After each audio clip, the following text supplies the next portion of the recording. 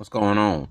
So I saw Joe Biden, and he's still feeling the sting of the Kamala Harris remark about his track record with civil rights, and just saying that he's not aggressive. This is a guy who's usually feisty and has an opinion. But Kamala Harris did blindside him. She hit him with a combo that he ain't quite recovered now. He's preaching to the core about obviously Donald Trump being racist and a bully, and that's nothing new. That's obvious, duh. But what's he gonna do about when she hit him about racial issues, and when you've had that false congressional hearing about reparations and all that, you know, see, and I will say this: predominantly white candidates, talk a good talk about for whatever they're doing, but when you talk about reparations and indiscretions and injustices and transactions that have happened with African Americans, they talk enough to get the community to take a notice of what them, but is it put into action? That's the key. So we've been doing this song and dance for many a moon. We still haven't gotten anywhere any closer to a solution. And Joe Biden was feeling his behind on the hot seat because he can't really. I saw it with Cuomo. He can't really. It's like one of them things like, do I have to really answer that? No, he don't really want to have to answer that. He doesn't really want to have to go into details about it because it's not his strong suit.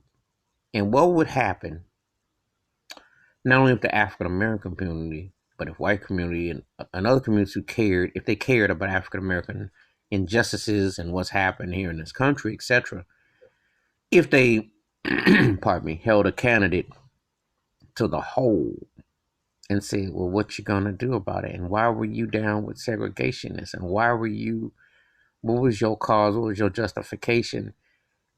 And if they put him like what she just did, he might not even want to run, you know.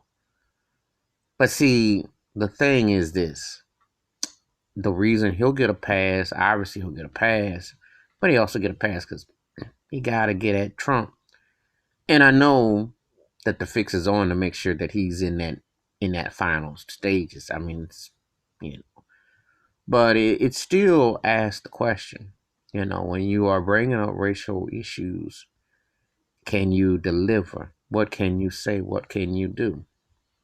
And is the thing about it is he still is moonwalking from being able to answer that because he can't be aggressive against her about that. Now he's a better candidate, Kamala Harris, and he's got his game on tight. But let's just say she hit him with a combo that shook him up. He got a standing 7 count, 7, 7, 8 count, and he got dinged. So it's gonna be interesting how he responds, but it's still lingering a week or so later. All right, that's my take about Joe Biden still hasn't quite recovered from the Kamala Harris attack on his racial agenda. But you tell me what you think, your thoughts, your comments. Hit that subscribe, hit that like when the bell rings, a new video. I'm out. Peace.